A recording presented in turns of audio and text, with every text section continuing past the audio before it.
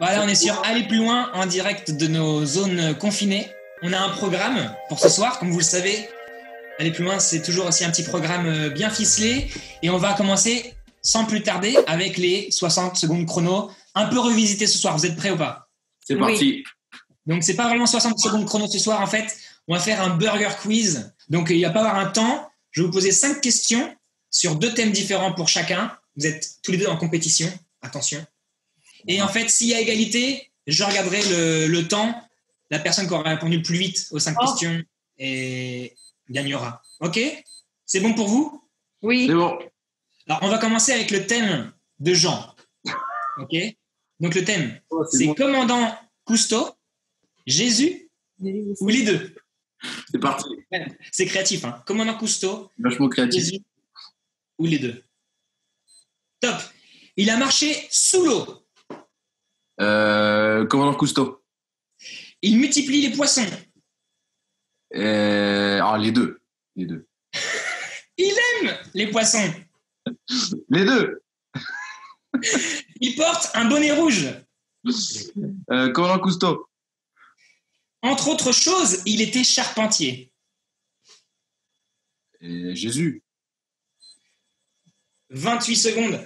Et juste avant de passer à HLN, je reviens sur une petite question.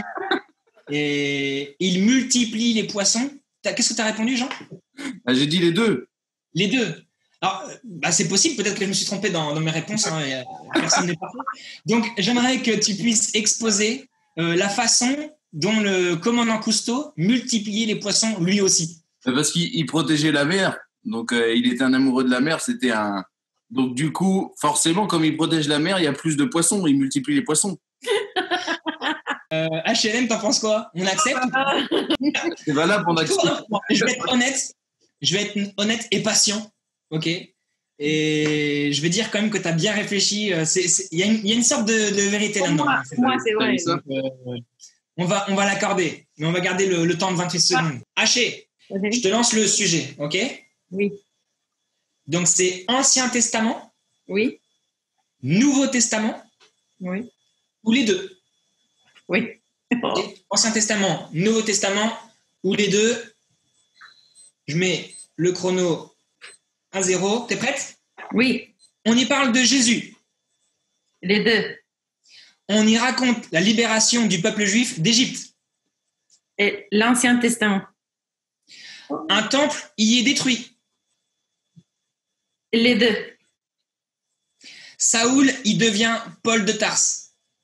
Et le Nouveau Testament. Dieu y est plein d'amour et de compassion. Et les deux. 26 secondes. 26 secondes. Donc, tu es à 2 secondes moins que Jean. Mais par contre, il faudrait qu'on revienne sur une question en particulier. C'est quand je dis qu'un temple y est détruit. Tu as répondu les deux? Oui. Moi, j'avais mis Ancien Testament. C'est Parce un peu la question. Dans le Nouveau Testament, il n'y avait pas, quand l'impérateur, là, Néron, il a détruit, c'était pas le temple qu'il avait détruit? C'était pas tout qu'il avait détruit? Regarde, tous les deux, non. Vous savez pas quoi dire, là. J'ai un gros doute. Moi, j'ai pensé, en faisant cette question, j'ai pensé à la réponse Ancien Testament seulement, puisque pour moi, le seul temple dont on parlait la destruction, c'était une prophétie. Et en parlant du temple de Jérusalem. Alors après, si vraiment un temple a été détruit pendant c'est vrai, parce qu'il a brûlé la ville. Narration du Nouveau Testament, alors là... Mais c'est Rome qui brûle. Ouais, c'est pour ça. Il a brûlé toute la ville. C'est pas le temple. C'est pas Je trouve ça excellent, en tout cas. Vous savez quoi? Je trouve ça excellent. On fait tous les deux. Hein. Voilà, moi, je trouve ça excellent parce qu'on est en train de lancer des débats. Donc, on n'a pas un seul débat avec le commandant Cousteau. Hein. Pour vous, je parle pour vous qui nous écoutez. On n'a pas un seul débat ce soir avec le commandant Cousteau. On a 2 débats.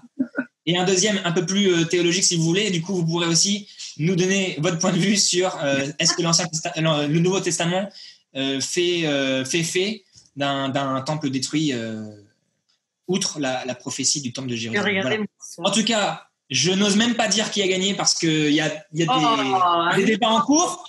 C'est moi. On peut en juger peut-être dans la zone commentaire. Donc voilà.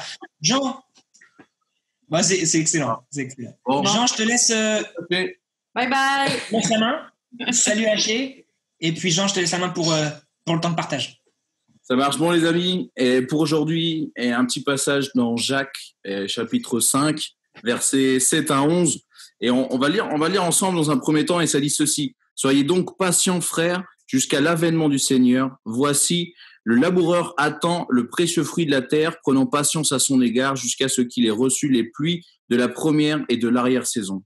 Vous aussi, soyez patients, affermissez vos cœurs, car l'avènement du Seigneur est proche. Ne vous plaignez pas les uns des autres, frères, afin que vous ne soyez pas jugés. Voici, le juge est à la porte. Prenez, mes frères, pour modèle de souffrance et de patience les prophètes qui ont parlé au nom du Seigneur. Voici, nous disons bienheureux ceux qui ont souffert patiemment. Vous avez entendu parler de la patience de Job et vous avez vu la fin que le Seigneur lui accorda, car le Seigneur est plein de miséricorde et de compassion. Amen. Donc là, vous avez bien compris, les amis, et on va parler de la patience. Et moi, il y a quelque chose qui marque profondément dans ce premier verset, au verset 7, il dit « Soyez donc patients ». Donc, s'il y a un donc, ça veut dire qu'ils doivent être patients en conséquence des choses qu'il avait dit au début du chapitre qu'on n'a pas lu. Mais pour remettre un peu de contexte, Jacques, il s'adresse à des personnes qui sont persécutées pour leur foi, à des personnes qui ont tout perdu à cause de leur foi en Jésus-Christ. Donc, ils ont perdu leur travail, ils ont perdu leur maison, et ils sont surtout persécutés par les autres. Alors là, en l'occurrence, si vous lisez le début du chapitre 5, il va parler des riches. Mais dans la Bible, quand on parlait de riches, on ne pensait pas à des milliardaires, on ne pensait pas à des gens comme toi, tu penserais qu'une personne est riche. Dans la Bible, une personne riche, c'est simplement une personne qui a un peu plus de ce qu'il a besoin pour vivre.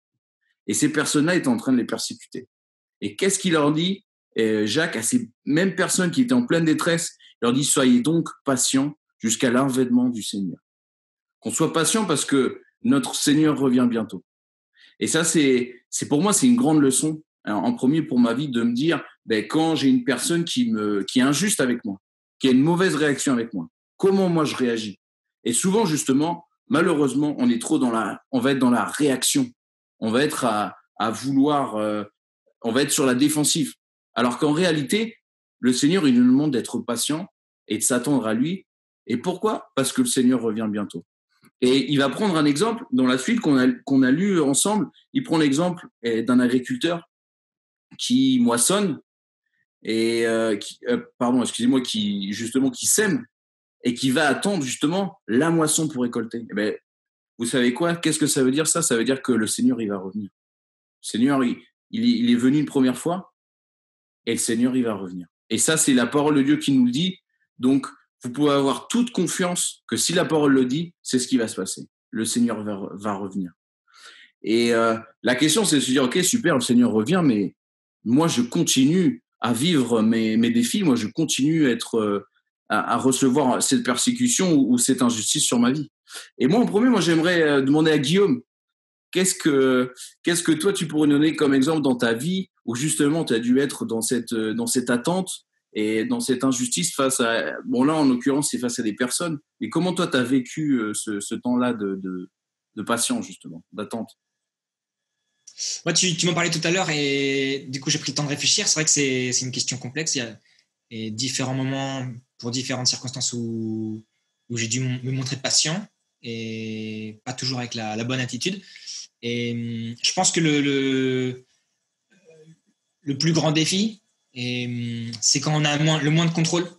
Et on le vit actuellement avec le reconfinement. Et c'est dur d'être patient, évidemment, parce qu'on n'a aucun contrôle sur la situation et on a en face de nous aussi plein de choses où on n'a pas de connaissances. Et donc, on est en maîtrise de rien du tout. Et c'est une forme...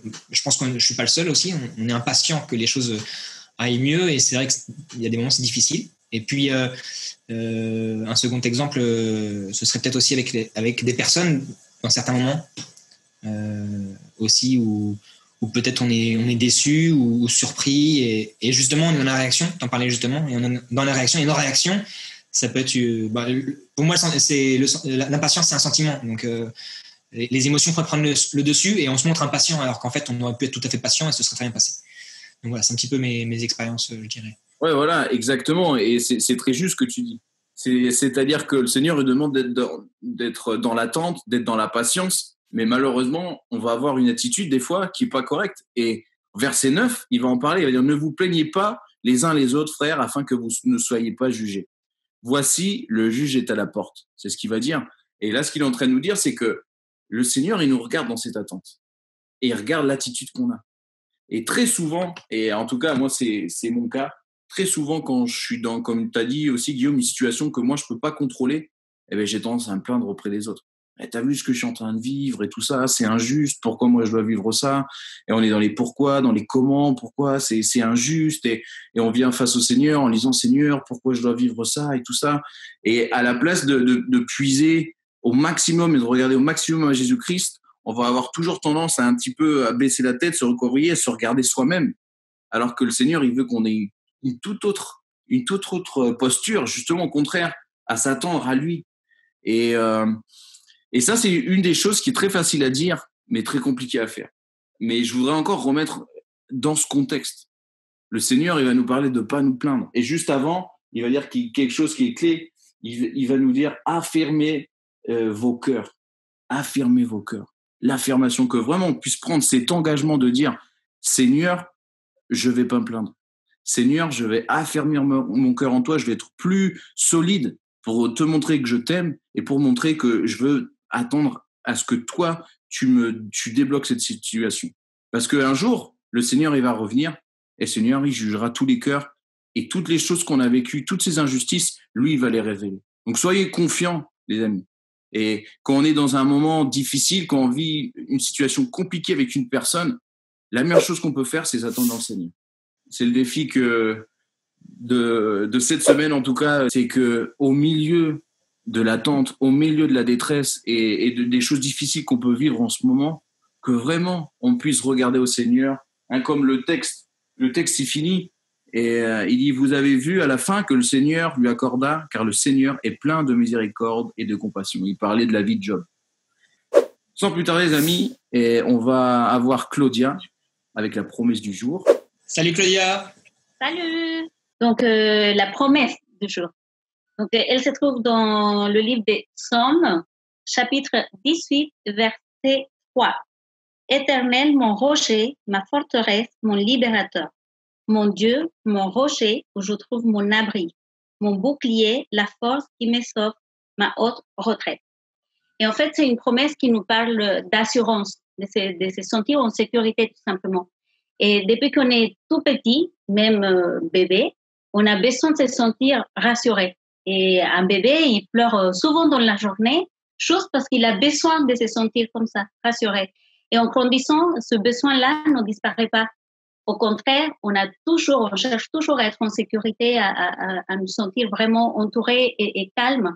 Mais je me rends compte dans ma propre vie que ce n'est pas toujours le cas et que souvent les circonstances et les choses pour lesquelles on traverse, ça m'inquiète. Et en lisant ce verset, Dieu m'a fait remarquer que peut-être je me sens pas toujours en sécurité, tout simplement, parce que ma sécurité n'est pas basée dans des bonnes choses, mais plutôt basée dans des choses éphémères. Et je pense que je suis pas la seule dans ce cas-là, et que par exemple on peut baser notre sécurité dans l'argent, dans les choses que l'on possède, dans une carrière professionnelle, dans des personnes, dans un bon travail. Et même si ce ne sont pas des choses mauvaises, ce sont des choses qui ne durent pas éternellement et que ça peut changer des jours au lendemain et ça fait qu'on ne se retrouve plus en sécurité. Alors, ce verset m'apprend que je dois avoir mon assurance dans une personne et pas dans les choses. Et pas dans n'importe quelle personne, mais surtout dans la personne de Dieu. Pourquoi? Parce que Dieu, il ne change pas, parce qu'il est fidèle. Et parce que tout peut tomber autour de moi, mais si j'ai mon assurance en Dieu, je vais rester debout, parce qu'il est avec moi. Donc, c'est ça le verset et la promesse du jour que je voulais partager avec vous. Merci beaucoup, Claudia. Merci beaucoup. Avec plaisir. Bon, les amis, et voilà, c'était aller plus loin depuis chez nous. On a passé un super moment. Merci à Cléo, merci à Claudia, merci à Haché aussi. Merci à vous. Bon, et à la semaine prochaine, les amis. À la semaine prochaine.